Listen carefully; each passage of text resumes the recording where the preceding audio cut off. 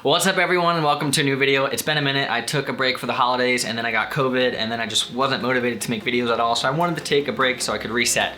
I think it's important. But today we're gonna be jumping into Premiere to show you something called the hit zoom or the zoom hit. It's basically where you zoom in and then you shake the camera around a little bit, but we're gonna be doing it all in post. Since I don't have any footage, let's just show you what I built yesterday.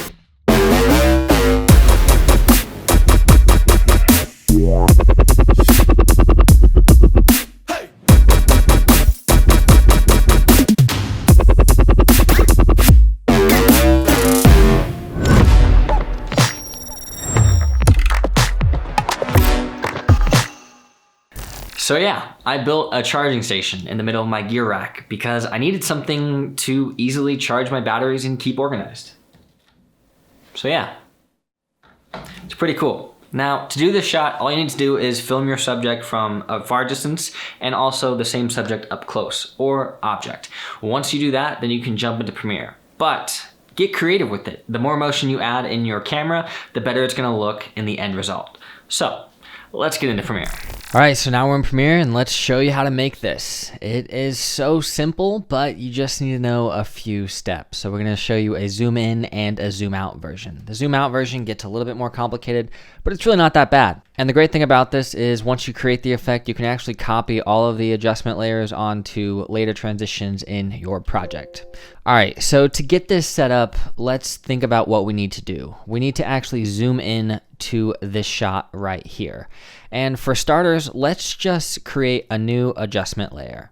Drag that adjustment layer onto your timeline and then go to the middle of your transition by clicking the up and down arrow keys. Now hold the shift key and the left arrow key 3 times. 1, 2, 3. That will jump you 15 frames out in that direction. Now hit C on the keyboard and make a cut right there and then also at your transition point. Now just delete the rest of the adjustment layers. Now what we need to do is actually create the base of this effect. This is the hardest part, but once you are done, it is very easy.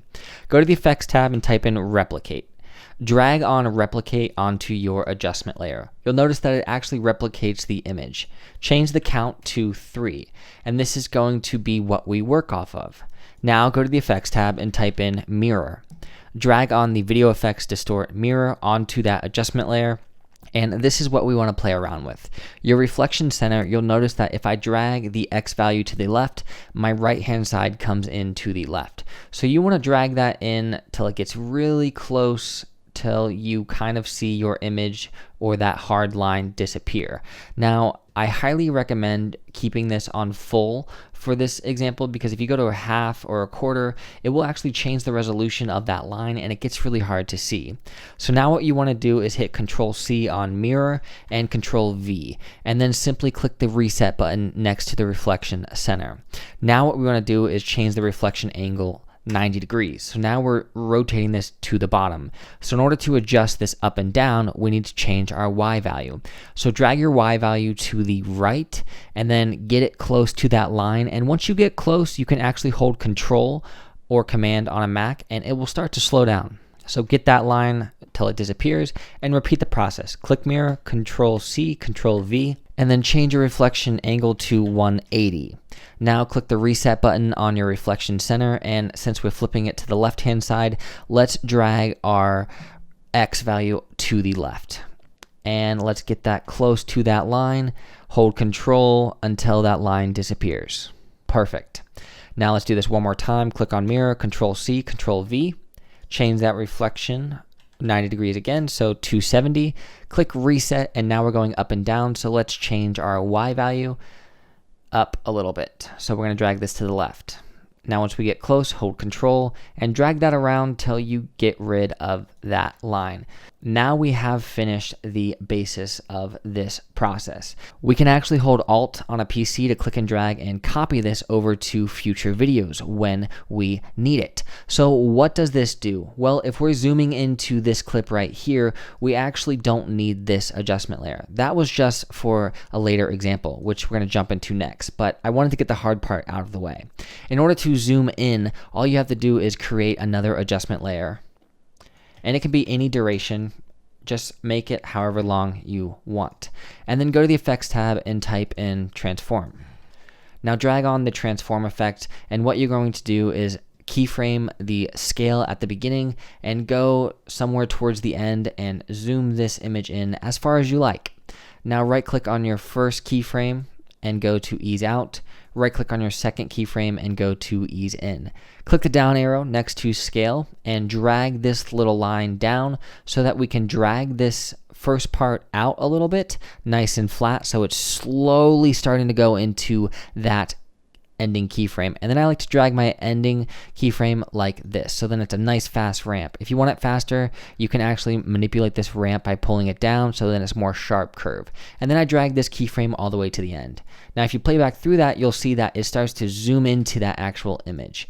But you'll notice there's actually no motion blur. So uncheck use composition shutter angle and change that to about 100. That will create motion blur. So now that we have done that, why did we make this in the first place? Well, if you think about it, if we're zooming into this image, this is already max zoom in. So if we change the scale and zoom out, we're going to get edges. Now, since we've created this adjustment layer, we can actually zoom in and out and you won't see the edges anymore. So you're going to create another adjustment layer and drag that over that adjustment layer you already created. And this adjustment layer is, you guessed it, our transform adjustment layer. So go to the effects tab, type in transform, drag your transform on there. And you'll notice if we increase our scale, you'll see that we start to get rid of those weird shapes on the edges. So increasing our scale to 300 actually creates it back to the normal image. Now what we want to do is right at the beginning portion a little bit, you actually want to change the scale by zooming out a little bit, however much you want. I'm going to do 191. Click the scale keyframe and go a couple frames and change this back to 300. What that does is it allows us to zoom in and then it keeps zooming in. So it's a little bit more realistic. But now let's manipulate these keyframes. Right click on the first keyframe, ease out. Right click on the second one, ease in. Click the down arrow and let's manipulate this. We want this to start fast, so we're actually going to drag that first keyframe up like that so it swoops in, and then it's a nice gradual smooth transition into that. So it looks like this. Again, we have no motion blur happening right here, so if you want, you can uncheck use composition shutter angle and change that to 100. It adds a subtle motion blur. So we just created a simple zoom in effect. Well, how do you add the hit effect? Well, all you have to do is pick a point that you want to start the shake and toggle a position keyframe. The key here is subtlety, if that's a word. All you have to do is click the right arrow key one time and then start to move your keyframes around a little bit. Again, keeping in mind that if you hold control, it will move it nice and slow. So move it around a little bit, hit the right arrow key, move it around again, and you'll notice that a keyframe is automatically generated. So do that a couple times, and then once you're done, go right arrow key one more time and click this reset button. That will reset the keyframes back to the standard keyframe. So now playing back through this whole thing, we have this. As you can see, we have a little shake right in there, but if you want this shake to happen a little bit sooner, you can simply move all these keyframes around or delete a couple. You really can do whatever you want. Like, that is so subtle, but it works. And if you want to increase the way it's shaking, or if you want it to move more, you can definitely adjust those keyframes as needed. All right, let's show you how to zoom out now. So in order to zoom out from a close example, it's kind of impossible because we can't just change the scale out. Good thing that we actually created all of those mirrors and stuff. So if we hold Alt and copy that over, you'll notice that it drags that beginning example that we brought on. So what we can also do now is play around with the scale so we can scale out of this image. Again, go create a new adjustment layer and drag that into your timeline and then click C on your keyboard to make a cut and cut that down to size. And then go to the effects tab and type in transform. Now what you want to do is change your scale to 300 to bring it back to normal. So now go to the beginning and add a keyframe right there and go somewhere towards the end and change this scale to whatever you want. Let's say 145 looks good for now. And then what you're going to do is actually right click on your first keyframe and go to ease out. Right click on your next keyframe, go to ease in. Again, click the down arrow and drag this little line down so you can see a little bit more. Drag that first keyframe out so we are slowly transitioning into this fast curve. And again, make your ending keyframe like this so it speeds up right there. And drag that to the end, and then uncheck use composition shutter angle, change that to 100. Now if you play back through this, you can see that we're actually zooming out a tiny bit. It is so subtle, and if you want it to be more evident, you can actually play around with this ending thing right here and drag that up a little bit, so that way it's a little bit more obvious. Now we need to copy that bottom adjustment layer over one more time, because when we want to zoom out, even though we're zooming out, we need to be able to adjust the edges for that hit effect. So let's go to the project window and drag on another adjustment layer, and let's go to the effects tab and drag on the transform layer. Now we're going to scale this up quite a bit. So we've added a keyframe at around 500, and let's go a couple frames and change this to 300, since that will bring us back to normal. Right click on your first keyframe, go to ease out. Right click on your next one, go to ease in. Click this little line and drag it down so we can get a little bit more view of our keyframes. Now we're going to drag this first keyframe like this to create a fast curve right there, and then we're going to smooth that one out. So if we play this back, you can see that it looks like this. It's a nice little simple zoom out. Clicking on our top adjustment layer again, let's uncheck use composition shutter angle and change this to 100. Now what we're going to do is start to pick where we want this hit to happen.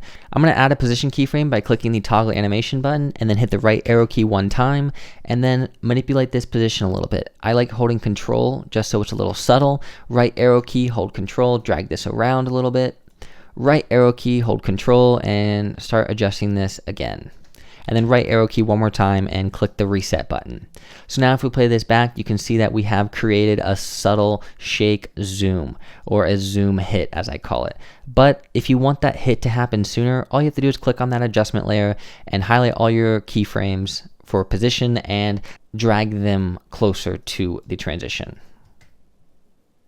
Now remember what I talked about earlier about getting creative with your shot, because it can be really cool. This would be a perfect example for the zoom in one. So all you have to do is highlight all of those keyframes and adjustment layers that we created in the first zoom in example, and hold Alt or Option on a Mac and drag those to the exact same transition. So this is why you want to get a little bit creative with your movements, because it looks so much better when you have actual movement in your camera. Well, I really hope you enjoyed today's video, because it was a lot of fun to make and it's exciting to be back. So with that said, what do you want to see from me in the future? Because all of this is just stemming from my mind and whatever I think would be cool. So if you have any ideas for future tutorials, just hit them in the comments down below. And that's pretty much it. I really appreciate the support I've gotten all over the years to grow my channel to 200 and whatever, 20,000 it is right now. It's insane. So thanks again, everyone. Hit the like button if you enjoyed today's video. Let me know what you think down in the comments down below. And if you're new here, consider subscribing, because I'm going to be making some more stuff in the future. Hopefully it doesn't take me 3 months this time. Peace.